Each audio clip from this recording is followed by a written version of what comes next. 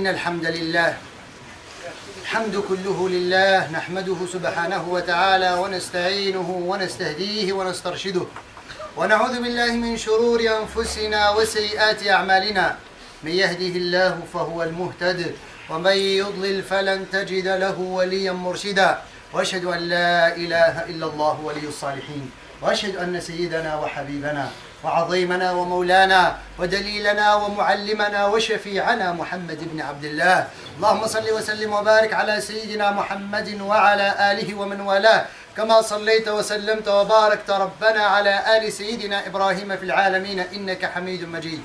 أما بعد معاشر المسلمين أوصيكم ونفسي بتقوى الله سبحانه وتعالى إذ يقول في محكم التنزيل يا أيها الذين آمنوا اتقوا الله حق تقاته ولا تموتن إلا وأنتم مسلمون. يا أيها الذين آمنوا اتقوا الله وقولوا قولا سديدا يصلح لكم أعمالكم ويغفر لكم ذنوبكم ومن يطع الله ورسوله فقد فاز فوزا عظيما. اللهم اجعلني وإياكم من الفائزين فضلا منك ونعمة. أحباب رسول الله، يقول الحق سبحانه وتعالى بسم الله الرحمن الرحيم سبحان الذي أسرى بعبده ليلا من المسجد الحرام إلى المسجد الأقصى الذي باركنا حوله لنريه من آياتنا إنه هو السميع البصير. كلما جاء شهر رجب إلا وتذكرت أمة الإسلام حدثا عظيما جللا من آيات الله سبحانه وتعالى ووراءه عبر ومقاصد جمة وكثيرة ينبغي أن تقف عنده الأمة الإسلامية.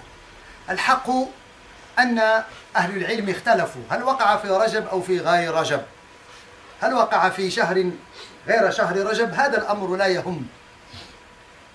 لم يتفق علماء أمة الإسلام على الشهر والوقت الذي وقع فيه الإسراء والمعراج.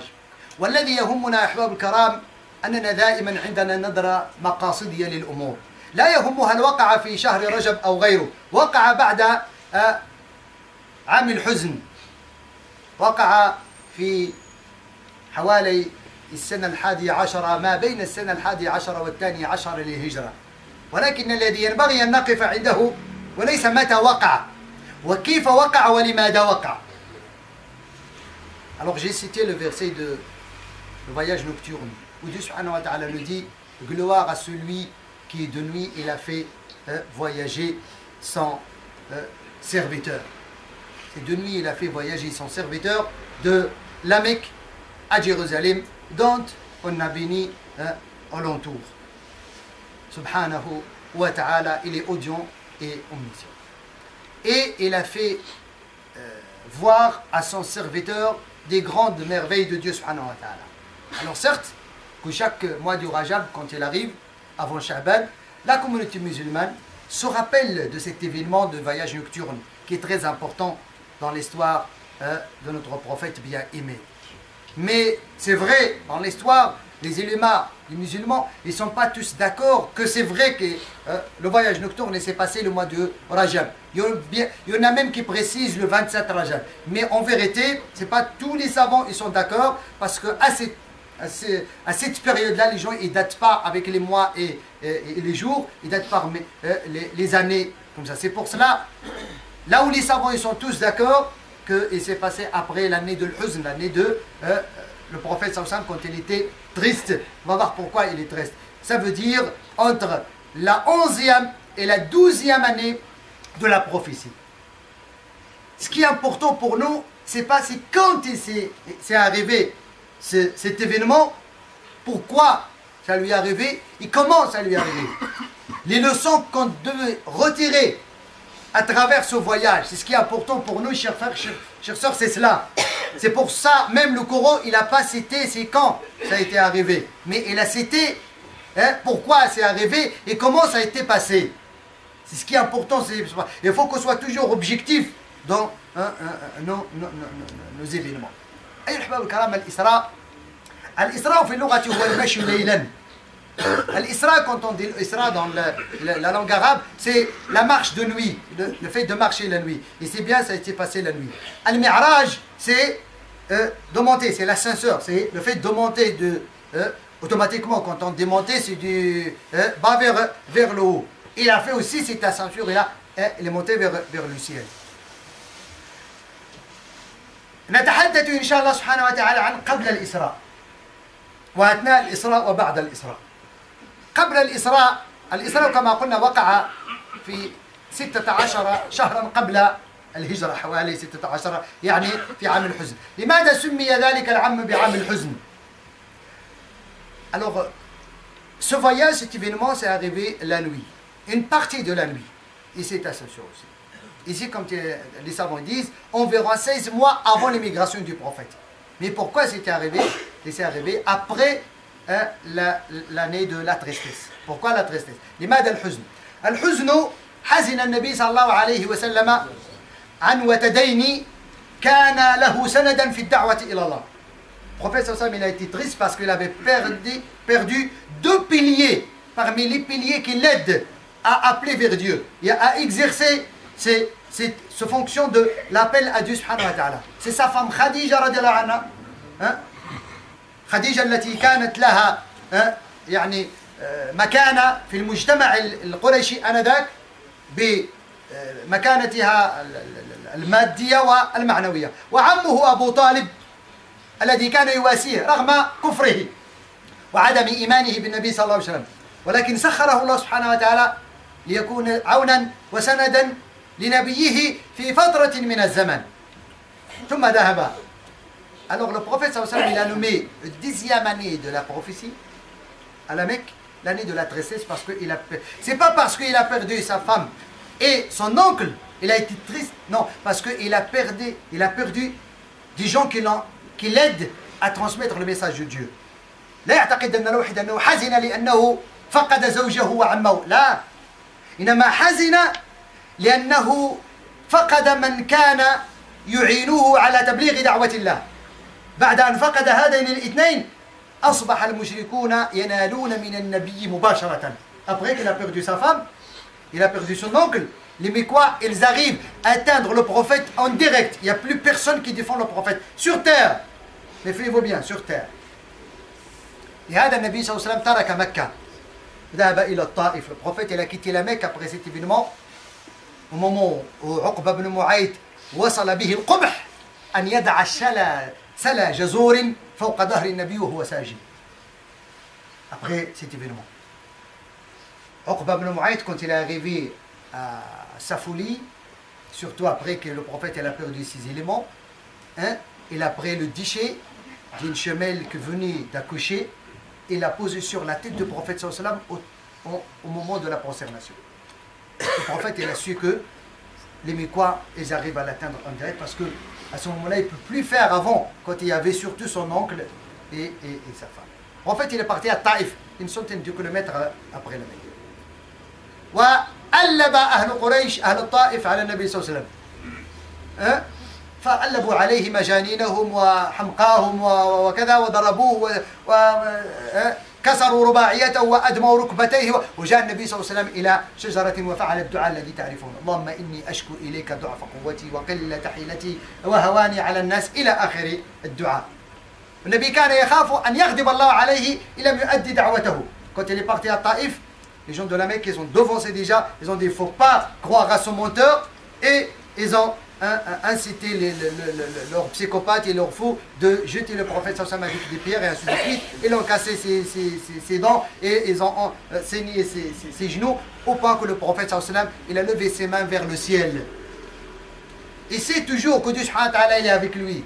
Il sait toujours que la tradition de Dieu subhanahu wa ta'ala qu'il éprouve ses prophètes. Allah yamtahin aktaru an-nasi bala'an الأنبياء ثم الأمثل فالأمثل فإذا وجد في إيمان المرء صلابة زيد له. Quand tu trouves que Dieu subhanahu wa ta'ala t'éprouve, sache que Dieu subhanahu wa ta'ala veut du bien pour toi.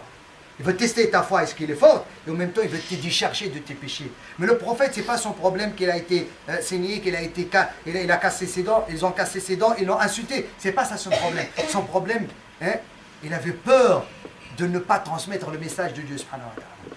Il demande à Dieu de l'aide.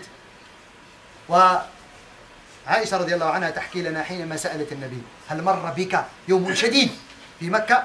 في صحيح البخاري يحكي لها النبي ما مر به في هذا الطائف قال وبما وإذا أنا في الدعاء جاء جبريل ومعه جاءت غمامة جبريل ومعه ملك الجبال قال يا محمد إن الله سمع دعواك فهذا ملك الجبال أمر بطاعتك كما قال النبي صلى الله عليه وسلم قال يا محمد إذا أمرتني أطبقت الأخشبين على أهل الأرض سأزيل مكة في التاريخ في الجغرافيا سأزيلها في الأرض مكة ملك الجبال جاء استغاثة للنبي صلى الله عليه وسلم قال يا محمد يا أمرتني الأخشبين تعرفون مكة بين جبال قال لو أمرتني لأطبقت لجعلت الجبال التي بحوالي مكة جبلا واحدا وأزلت مكة وقريش في على وجه البسيطة انظروا إلى رأفة النبي صلى الله عليه وسلم رحمة النبي الذين ضربوه وأخرجوه من داره قال لا بل دعهم لعل الله يخرج من أصلابهم من يوحد الله أخرجوك ضربوك كسروا رباعيتك وضعوا على رأسك سلا جزور يعني دي شيء من النبي. Alors le prophète sallam quand il a reçu l'ange des montagnes, il a dit voilà, Gabriel il est accompagné de ce ange, je lui ai dit si tu veux je veux écraser ces gens-là qui t'ont fait tout cela entre les deux montagnes de la Mecque. Le prophète il a regardé le gilet, non, laisse-les. Peut-être Allah subhanahu wa ta'ala fera descendre dans leur descendance des gens qui vont proclamer l'unicité de Dieu. Malgré tout ce qu'ils ont fait pour toi. Non. لم يفعل كما فعل نوح. ربي لا تذر على الأرض من الكافرين ضيارا فغسر الله الأرض. Nuh alayhi salam, quand il a passé 950 ans auprès de sa communauté, il a dit Seigneur, nettoie la terre. Si tu laisses les gens de la mécréance parce qu'ils héritiers la mécréance ou l'iyadu billah et l'association à Dieu. Dieu subhanahu wa ta'ala il a exaucé le dua de Nuh, il a lavé la terre avec le déluge que vous avez connu. Mais le prophète sallallahu alayhi wa sallam a dit non, laisse-les. Qui Uqba ibn Mu'ayt, Abu Jahl, Walid ibn Mughira, tous, non, laisse-les. Allah subhanahu wa ta'ala fait descendra, Inch'Allah. Mon invocation c'est qu'Allah descendra, Inch'Allah, dans leur descendance des gens qui vont adorer Dieu. تصوروا معي لو أن النبي صلى الله عليه وسلم قبل هذه الدعوة. أين سيكون خالد بن الوليد سيف الله المسلول وعمرو بن العاص وأبو سفيان وخيرتي وعبد الله بن عمر وابن عباس لم يلدوا بعد حتى عبد الله بن عباس لم يلد بعد حفظ القرآن أين سيكونوا؟ ستنالهم دعوة ولكن رسول الله صلى الله عليه وسلم ينظر الأمام ولا ينظر إلى شخصه. Le prophète صلى الله عليه وسلم ne se venge pas, il ne regarde pas son état, il regarde l'intérêt de la communauté. Hein? C'est ça le bihbabka. لذلك لما رأى النبي صلى الله عليه وسلم فساحة صدر النبي صلى الله عليه وسلم قال إذن فإذا رفضتك الأرض فإن السماء تحتفي باستقبالك مرحبا عندنا. Allah subhanahu wa ta'ala veut lui dire, il a envoyé cette invitation spéciale. C'est la terre, il ne veut pas de toi, en mon messager, mon serviteur. Alors bienvenue chez nous au ciel, on va te donner le moyen avec lequel tu peux transmettre notre message. Et avec ce moyen-là, tu prends de l'aide qui va t'aider. Alors Allah يقول له تعال بنا سنعطيك سنستقبلك عندنا وسنعطيك وسنبين قدرك وشرفك ونعطيك ما به تستعين في الدعوة إلى الله سبحانه وتعالى والتقرب إلينا وسيكون كذلك شرف لأمتك ومن سيأتي بعدك. Alors Allah subhanahu wa ta'ala il a invité son messager. فجاءت الدعوة فجاء جبريل والنبي يحكي فمن أراد ذلك فعليه بصحيح البخاري الحديث طويل بينما أنا بين النائم والأقدان جاء جبريل عليه السلام ومعه البراق ورحل النبي صلى الله عليه وسلم إلى بيت المقدس. لماذا بيت المقدس؟ أليس المقصد هو الإسراء؟ المعراج؟ وليس الإسراء، المقصد هو المعراج. وبيت المقدس آنذاك كان بحوزة الروم. كل ذلك أحباب الكرام ليس بحساب البشر إنما بحساب رب البشر. L'objectif c'était que Allah subhanahu wa ta'ala il a invité son messager vers lui. Et c'est l'ascension vers l'eau. C'est pas le Jérusalem, mais pourquoi Jérusalem? Alors Dieu nous veut dire aussi quelque chose qui est très important, que c'est lié.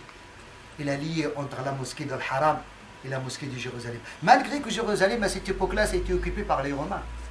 Et le prophète, il était parti à Jérusalem. واستقبل الأنبياء عن آخرهم من آدم عليه السلام إلى عيسى عليه السلام. Il a rencontré à Jérusalem. Il ne faut pas demander comment. لا تسألوني كيف. من فتح لهم الباب وكيف دخلوا إلى المسجد والرومان بحوزة كل ذلك في قياس البشر. أما في قياس رب البشر فالأمر محال. وكيف ذهب؟ كانت قريش تذهب إلى بيت المقدس شهر ذهاب وشهر رجوع، شهرين، وذهب النبي صلى الله عليه وسلم في بدعة من الليل. كل ذلك بأمر الله سبحانه وتعالى. لا تسأل حساب الزمن هنا زمان الله ليس زماننا نحن. Il ne faut pas calculer le temps. Chercher comment. En fait, il est parti de la Mecque à Jérusalem dans une partie du temps. Par contre, une partie de nuit. Par contre, les gens à cette époque-là, ils vont un mois aller et un mois retour, 2 mois. Le prophète, il a fait tout ça. Et il a rencontré tous les prophètes, de Adam jusqu'à Jésus. Et c'est lui qui a l'honneur de faire la prière devant eux. C'est un gros signe. لذلك قلت لكم لا نحابي أبناء عمومتنا لا من اليهود ولا من النصارى لأن موسى عليه السلام وعيسى عليه السلام صليا خلف سيدنا محمد صلى الله عليه وسلم وقت الإسراء والمعراج وأعطاه مفاتيح الديانة إلى يوم القيامة. إذا لا نحابيهم أن نقول لهم أن دينكم على خطأ وديننا على صواب وخطأكم في دينكم هو كذا وكذا من الأمور ونناقش بالتي هي أحسن ولا نحابي أحدا ولا نخاف من أحد كما فعل النبي صلى الله عليه وسلم. Alors aussi, c'est un gros signe que Allah subhanahu wa ta'ala. Il ne faut pas non plus poser la question comment ça se fait que tous les prophètes ils ont descendu. Hein? C'est pas le prophète sallallahu alayhi wa sallam qui les a invités. ليس النبي الذي دعا آدم إلى عيسى إنما الله الذي أحياهم. كيف؟ الله تعالى أعلى وأعلم. كيف اجتمع ملايين الأنبياء عند النبي صلى الله عليه وسلم؟ الله تعالى أعلى وأعلم. الحديث صحيح لا شك فيه ولا مراء. النبي لا يتفق عن الهوى. Comment tout ça? Allah subhanahu wa ta'ala veut le montrer l'honneur du prophète sallallahu alayhi wa sallam. ثم صعد النبي. Après, le prophète sallallahu alayhi wa sallam avait fait l'ascension vers le haut. كيف؟ قال نزل معراج هو الذي تعرج فيه أرواحكم عند الممات. الذي ينظر إليه الميت. ترون الميت حينما تخرج الروح إلى أن تخرج من أنفه فيسعد عيناه وينظر فإنه ينظر إلى المعراج الذي ستوضع فيه روحه لتصعد إلى رب السماء والأرض. Il a dit que une ascension qui descend, c'est celle que la personne quand elle était dans l'état d'agonie, elle regarde cette ascension, c'est cette ascension que son âme va prendre pour rencontrer Dieu. S'il mérite de rencontrer Dieu, sinon il serait dans le premier ciel. إلى أن صعد فلقي النبي صلى الله عليه وسلم كذلك سبقه الأنبياء إلى السماء فلقي في السماء الأولى آدم عليه السلام وكان آدم كلما رأى فقال له مرحبا بالابن الصالح الخير فيك وفي أمتك إلى يوم القيامة. هذا الدعاء سيقوله كل الأنبياء إلى إبراهيم عليه السلام في السماء السابعة مرحبا بالنبي الصالح الخير فيك وفي أمتك إلى يوم القيامة. ولكن آدم عليه السلام هناك التفاتة مهمة جدا. فرأى أبوه آدم وأبونا آدم رأى أباه آدم وأبونا آدم كلما نظر إلى اليمين ضحك وابتسم وكلما نظر إلى الشمال بكى وحزن. فقال يا جبريل يعني لماذا يبكي إذا نظر إلى الشمال ويضحك إذا نظر إلى اليمين؟ قال إذا نظر إلى اليمين الله سبحانه وتعالى يريه من ذريته من سيدخل معهم الجنة وإذا نظر إلى الشمال يرى من ذريته من سيدخلون النار فيبكي على من سيدخلون النار ويضحك ويبتسم لمن سيدخلون الجنة. فالله الله أن تسروا آدم في السماء الأولى بهذه الضحكة ولا تكونوا من أهل النار بل كونوا من أهل الجنة لأن آدم يرانا في كل وقت وحين نعرض عليه من ستشهد له هذه الشهادة ليكون من أهل الجنة. Chaque fois que le Nabi sallallahu alayhi wa sallam quand il a vu Adam alayhi salam dans le premier ciel, il regardait, il observe que Adam il rigole, il fait un gros sourire quand il regarde son à droite. Et il pleure, il est triste quand il regarde à gauche. Et Gabriel, Nabi sallallahu alayhi wa sallam, il a interrogé Gabriel pourquoi il rigole quand il regarde à gauche, à droite et il pleure quand il regarde à gauche. Il dit quand il regarde à droite, il regarde sa descendance qui vont y aller au paradis. Il se réjouit de cela. Et quand il regarde à gauche, il regarde parmi sa descendance qui vont y aller en enfer. Alors soyez parmi ceux qui vont réjouir notre père Adam et faites des œuvres des gens qui vont y aller au paradis pour qu'ils puissent se réjouir jusqu'au jour dernier. ورأى في السماء الثانية ابني الخالة عيسى ويحيى عليهم السلام، وقال له نفس الكلام. ورأى في السماء الثالثة يوسف عليه السلام، ورأى في السماء الرابعة إدريس عليه السلام، ورأى في السماء الخامسة هارون عليه السلام، ورأى في السماء السادسة موسى عليه السلام، ورأى في السماء السابعة إبراهيم عليه السلام، وقد استند ظهره إلى سدرة المنتهى. ثم عرج بالنبي صلى الله عليه وسلم في أجواء لا يعلم كنهها ولا دقتها إلا رب العالمين، فلا تبحثوا عنها.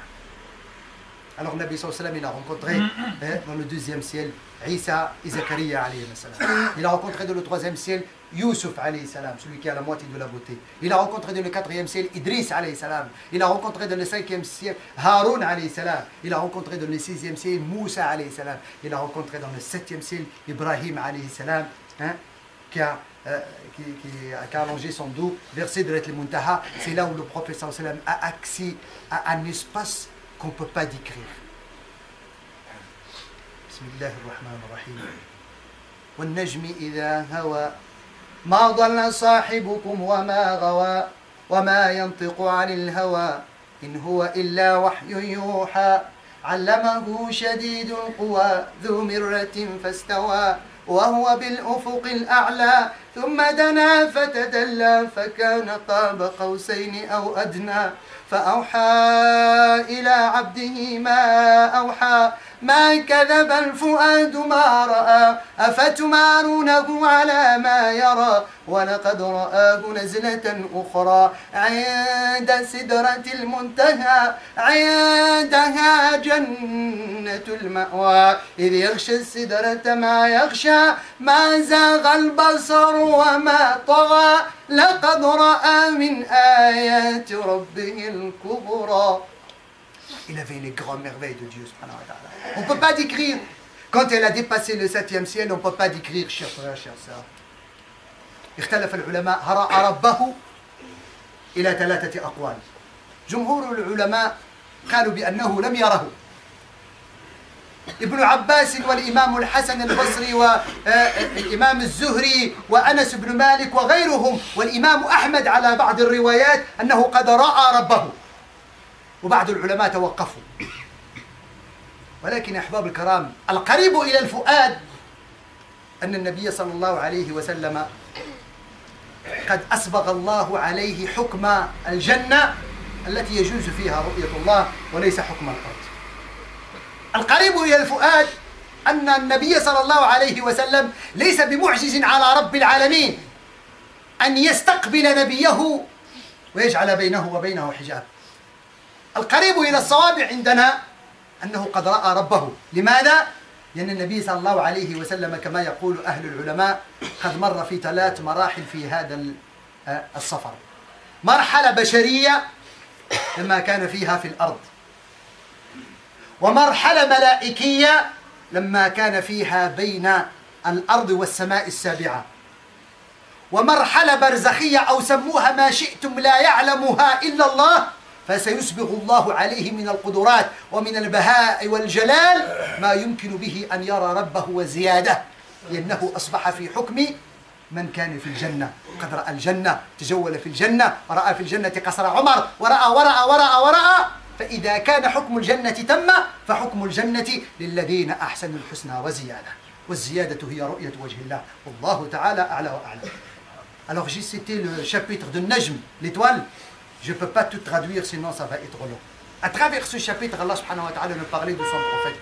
Quand elle a dépassé le septième ciel, et il est rentré dans un espace qu'on ne peut pas décrire.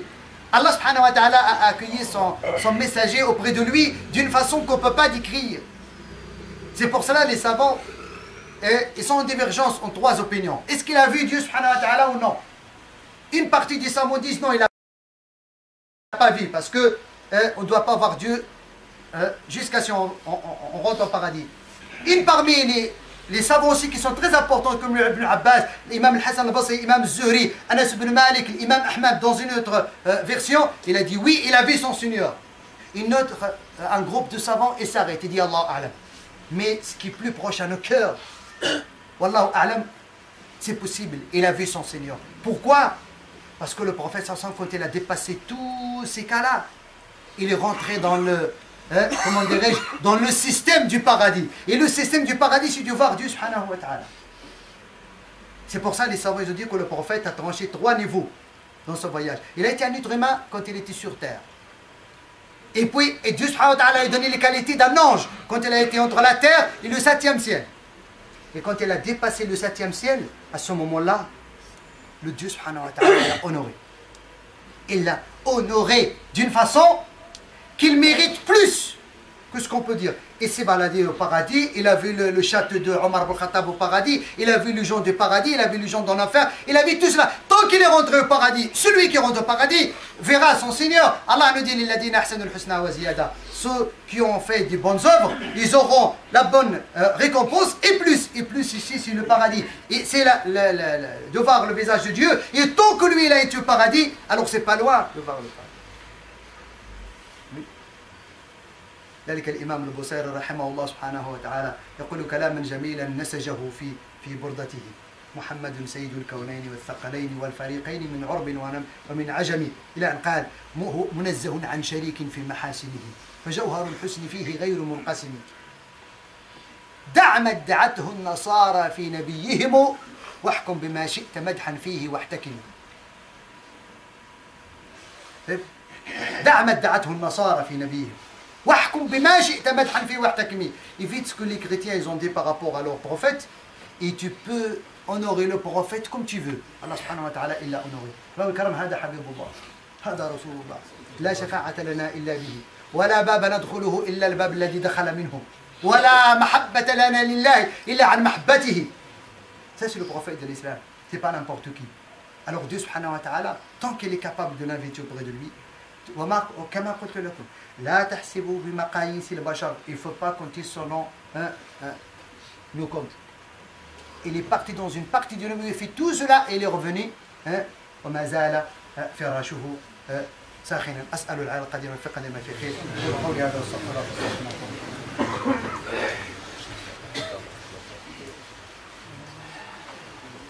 الحمد لله رب العالمين حمدا كثيرا طيبا مباركا فيه له الحمد والثناء الجميل وصلى اللهم وسلم وبارك على سيد العابدين وإمام المرسلين وسيد الصالحين محمد بن عبد الله وعلى آله ومن والاه. أما بعد أيها الأحباب الكرام, لماذا إذن هذا السفر؟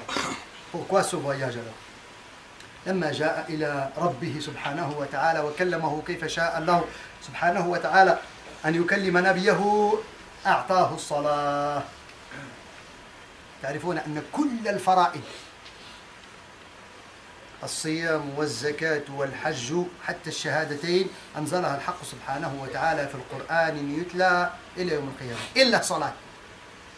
إلا الصلاة فقد استدعى نبيه لكي يعطيها له كهدية على صبره وكوسيلة يستعين بها بعد أن ماتت الوسائل الأرضية. قال له هذه وسيلة تستعين بها فأعطاه في الأول 50 صلاة.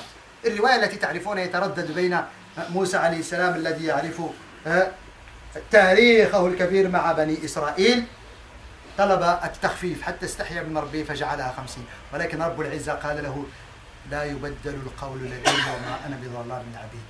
هن 5 في العمل و50 في الأجر. من صلى صلاة واحدة كتبت له كأنه صلى 10 صلوات لأن الله لا يبدل القول لديه. الآن نصلي 5 صلوات كأننا صلينا 50، ولكن لمن؟ هذا مشكل للأمة الآن. الصلاة وسميت الصلاة صلاة أهل اللغة يتحدثون هي صلة هي دعاء هي شيء واحد. أيها الأحباب الكرام, هي الطريق إلى رب العزة وإلى الهداية. الله سبحانه وتعالى يقول واستعينوا بالصبر والصلاة وإنها لكبيرة إلا على الخاشعين. Pourquoi il lui a donné la prière? C'est pour que celui parmi nous jusqu'au jour dernier qui va utiliser ce moyen pour cheminer vers Dieu, c'est à travers la prière. وكان النبي إذا حزبه أمر فزع إلى الصلاة. Chaque fois que le prophète après cela il a un problème, tout de suite il va vers la prière, parce que cette prière, tu fais avec cette prière ce voyage nocturne 5 fois par jour qui est multiplié par 10, 50 fois par jour. Chaque fois que tu as quelque chose, plus هذه الصلاة تقربنا إلى رب العزة. ما أقرب ما يكون العبد إلى ربه وهو ساجد. Le moment où le serviteur de Dieu est le plus proche à son Seigneur, quand il prosterne, quand tu poses ton front sur terre par prosternation de Dieu subhanahu wa ta'ala, là tu es plus proche à Dieu, demande ce que tu veux, hein? Implore Dieu ce que tu veux, pleure sur tes péchés et tes erreurs. Là Dieu subhanahu wa ta'ala il est à côté de toi. Tu lis cette prière 5 fois. Et cette prière, comme قال النبي صلى الله عليه وسلم مثل لها بنهر على باب أحدكم أرأيتم يغتسل في النهر 5 مرات هل يبقى في ثوبه شيء من الأدران والوسخ كذا؟ قالوا لا، قال كذلكم الصلاة، ولكن الصلاة من حافظ على وقتها وحافظ على شروطها وحافظ على مقصدها. La prière, le prophète sallallahu alayhi wa sallam nous a dit, c'est un moyen qui nous rapproche à Dieu. Et c'est un moyen qu'on utilise pour demander à Dieu tout ce qu'on veut. Et c'est un moyen qui ne périfue. Le prophète a donné un exemple. L'image de cette prière, c'est l'image de l'un de vous qui a une rivière qui coule devant sa porte. Et il se lave 5 fois dans cette rivière. Est-ce qu'il y aura de la saleté dans ses vêtements et dans son corps? Il y aura la même chose que cette prière. Mais celui qui est fidèle à cette prière, est fidèle au temps de cette prière, est fidèle à l'objectif de cette prière. C'est quoi l'objectif de cette prière? Inna salata tanha anil fahsha'i wal munkar wa la dhikrullahi akbar. La prière interdit le mal et le blâmable et l'invocation de Dieu encore grand. Il faut que notre prière nous interdise le mal et le blâmable. Et c'est à ça. Mais celui qui fait la prière et il revient au mal et le blâmable, il faut qu'il pose beaucoup de points d'interrogation sur sa prière. Pour sa prière. هذه الصلاة أحباب الكرام هي التي ذهب النبي صلى الله عليه وسلم ليأتي بها ليك وواساه بها ربه. فمن أراد أن يبقى ويأخذ من الإسراء والمعراج شيئا فليأخذ منه قدر رسول الله صلى الله عليه وسلم وليأخذ منه هذه الهدية التي ينبغي أن يحافظ عليها. لذلك كان سيدنا عمر يولي ولاته على قدر محافظتهم على الصلاة، فكان يقول من ضيع الصلاة فلما سواها أضيع. Omar ibn Khattab radiallahu anhu, il choisit ses préfets selon la prière. C'est lui qui observe la prière comme il faut et le nomme comme son préfet. Et il dit, celui qui néglige la prière, il est capable de négliger toute responsabilité. Pourquoi? Parce que s'il est capable de négliger sa relation entre lui et son serviteur, et son Seigneur, pardon, il est capable de négliger sa relation entre lui et une simple personne avant. Tu as négligé ce qui est entre toi et ton Seigneur. Alors automatiquement, c'est plus facile de négliger ce qui est entre toi et un simple individu. Pour ça, faites attention. الصلاة حافظوا عليها لتحافظوا على هذه. أما الاحتفال بالأمر قد يكون الاحتفال أن نجتمع ونتذاكر هذه المقاصد. أما أن نحتفل بشيء ما أنزل الله به من سلطان كأن نذبح ذبيحة خاصة أو نشعل الشموع أو كل هذه الأمور والعياذ بالله هي التي شغلتنا عن المقاصد الأساسية.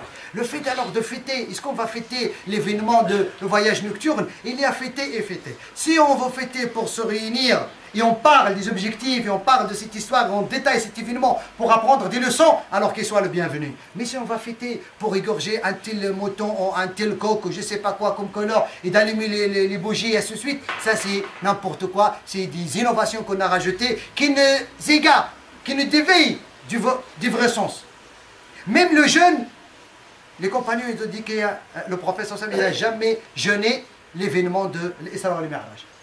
Tu peux jeûner, mais ce n'est pas à l'intention que c'est l'Isra wal Mi'raj. Tu peux jeûner un jeûne surrogatoire. هذا الأحباب الكرام ما أقره أهل العلم والصلاة. اللهم اجعلنا منهم إنك تعلم ما نصير وفقنا لما تحب وترضى جنبنا ما تكره وتأبى. اللهم يا رب إنا نسألك أن تجعلنا على منوال سيدنا محمد صلى الله عليه وسلم في سيرته وأخلاقه وسلوكه إنك نعم المولى ونعم النصير. اللهم اجعلنا من أحبابه هذا الجلال الكرام واحشرنا معه يوم القيامة عند النبيين والصديقين والشهداء والصالحين. اللهم يا رب اجمعنا معه وارزقنا شفاعته إنك نعم المولى ونعم النصير. اللهم اجعل محبته في قلوبنا خير من أهلنا ودوينا وكل من نحبه يا يا ذا الجلال والإكرام. اللهم اغفر لنا وارحمنا واسترنا وعافنا واعف عنا وتب علينا إنك أنت التواب الرحيم. اللهم يا رب إنا نسألك أن تعزنا بعزة دينك وعزة كتابك، وأن تعز بنا دينك وكتابك، إنك نعم المولى ونعم النصير. اللهم انصر الإسلام والمسلمين وأعز الإسلام والمسلمين وذل الشرك والمشركين. يا رب من أراد بالإسلام والمسلمين خيرا فاعنه عليه، ومن أراد بالإسلام والمسلمين غير ذلك فرد كيده في نحره، واكفنا شره كيف شئت وأن شئت ومتى شئت